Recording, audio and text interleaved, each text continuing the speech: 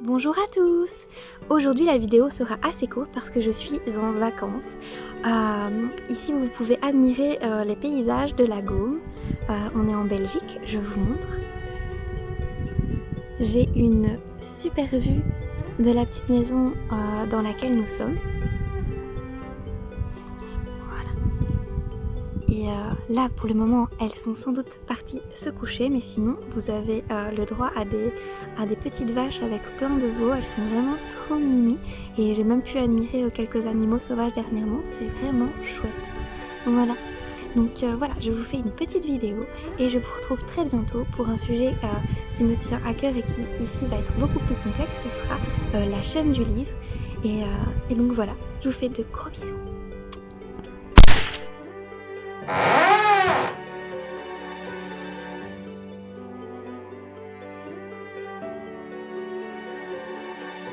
Petite pause vocabulaire. Le spin-off, qu'est-ce que c'est?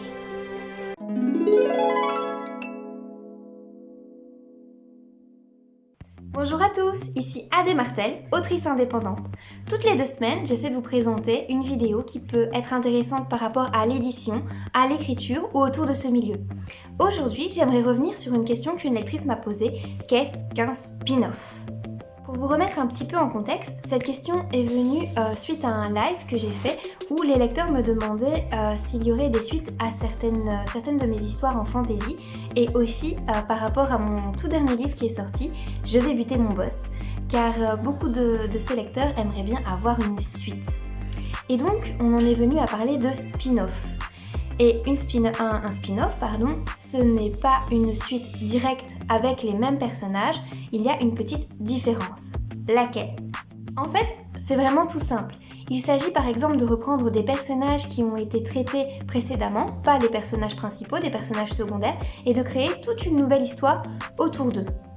Ou encore, l'autre possibilité, c'est de reprendre l'univers qui a été posé avec la première trilogie et de continuer avec des personnages tout à fait différents qui n'ont rien à voir, voire par exemple même dans une autre chronologie, comme par exemple dans le passé ou le futur.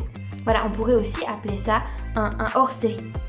Par exemple, ceci se fait très fréquemment dans les séries télévisées qui ont eu du succès. Pour ceux qui connaissent Walking Dead, eh bien, un spin-off qu'il y a eu dernièrement, c'est Fear the Walking Dead, qui n'a pas eu vraiment énormément de succès. Mais voilà, ça se fait énormément de fois. Autre exemple, vous avez Once Upon a Time, où vous avez également un spin-off qui a été fait autour de Alice au Pays des Merveilles, et plein d'autres encore.